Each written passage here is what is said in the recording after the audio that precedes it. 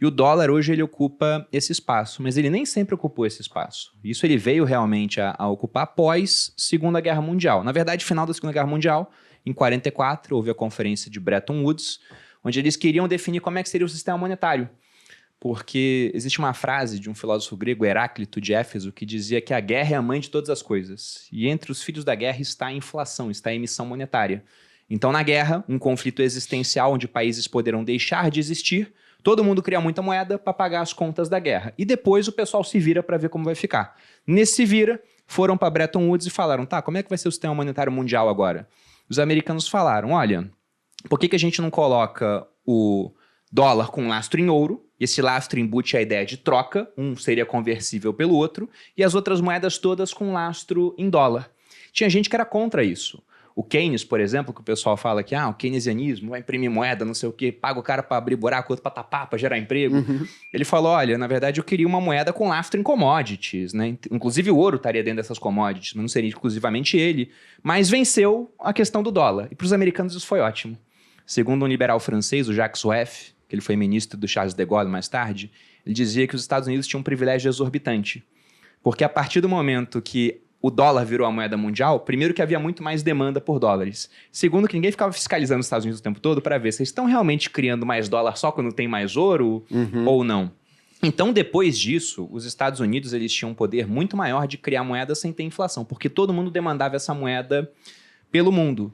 E aí vem essa questão, né? Poxa, como é que o dólar pode continuar estando forte se agora, durante os anos da pandemia, a gente teve a criação de trilhões de dólares e aqui no Brasil a gente criou muito menos moeda e mesmo assim o dólar disparou em relação ao real?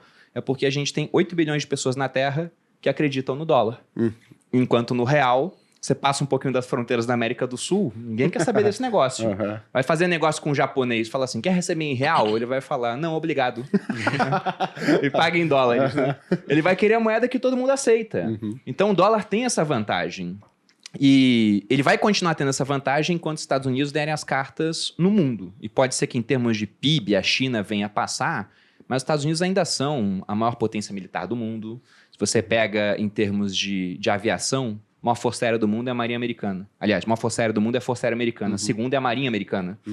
Então, por conta disso, essa posição do dólar, eles podem criar muita moeda sem ter inflação. E acontece um negócio curioso, pensando no empresário brasileiro, né?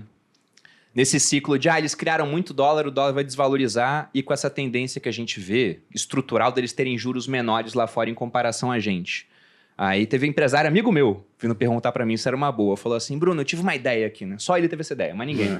Eu tive uma ideia aqui, eu tava olhando, cara, e os nossos juros são de 13.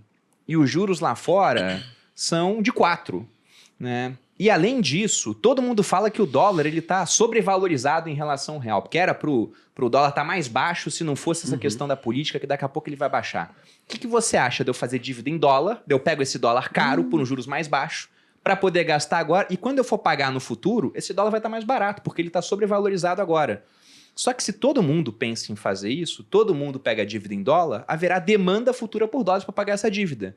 E aí o que pode acontecer? Todo mundo demandando dólar no futuro, o dólar fica mais forte ainda.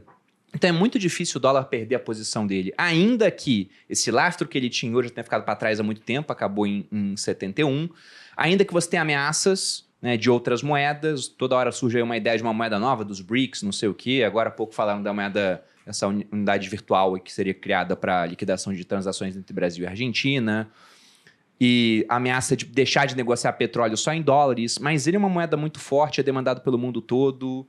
O mercado americano também é muito forte, então a posição do dólar hoje é indiscutível, porque se você pensa qual outra moeda vai assumir essa posição, porque se ele sai, outra tem que assumir. Sim. O pessoal fala, não, vai ser a moeda chinesa. Não vai. Não vai, ninguém quer moeda chinesa. Ninguém quer. Só o pessoal que tem dívida com a China é obrigado a pagar com isso. E um detalhe interessante é que quando as pessoas pensam o seguinte, mas e quando a China passar, né, em termos de PIB, passar os Estados Unidos? Eu falo o seguinte, olha, você está pensando de uma forma muito binária.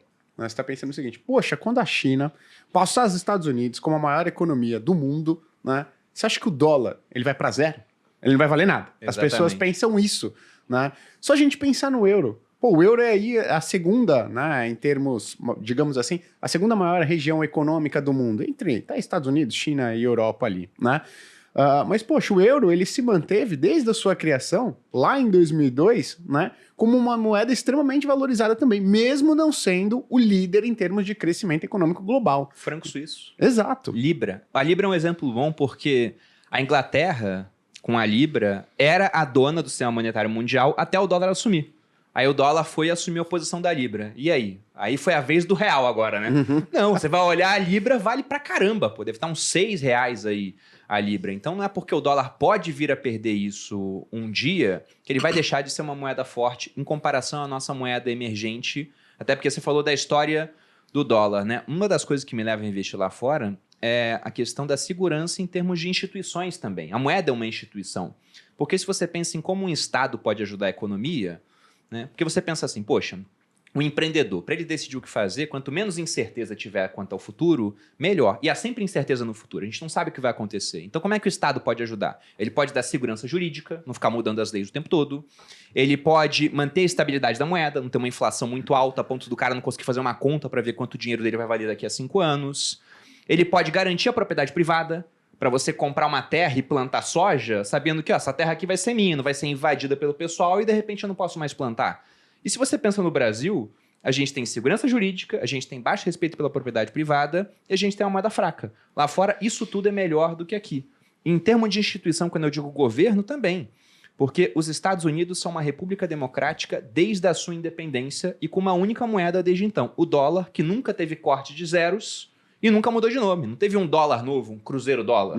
Aqui no Brasil, a gente já foi império, aí teve um golpe militar, viramos República da Espada, depois República do Café com Leite, aí veio Vargas, ditadura, Estado Novo, aí saiu, voltou a ser república, aí veio os militares, 25 anos no poder, aí redemocratizou, na verdade teve primeiro uma eleição indireta, aí depois redemocratizou, nesse período redemocrático, 2 presidentes presos, já tivemos um impeachment da Dilma e só não teve impeachment do Collor porque ele renunciou. Então a gente é um país turbulento. E nesse período aí de mais ou menos uns 200 anos de autonomia monetária, desde a independência em relação a Portugal, a gente trocou de moeda 9 vezes. O real é a 10ª tentativa de moeda. E tem 28 anos. Será que ele vai ter mais 28 anos pela frente? Pode ser que não, porque pode ser que a gente tenha muita inflação daqui para frente. Então, o futuro é sempre opaco por natureza, mas no Brasil ele é muito opaco. Não dá para saber Ou ele o é que vai muito vir. claro, né? Ou é muito claro no sentido de que vai dar problema. Exatamente, Esse né? ponto.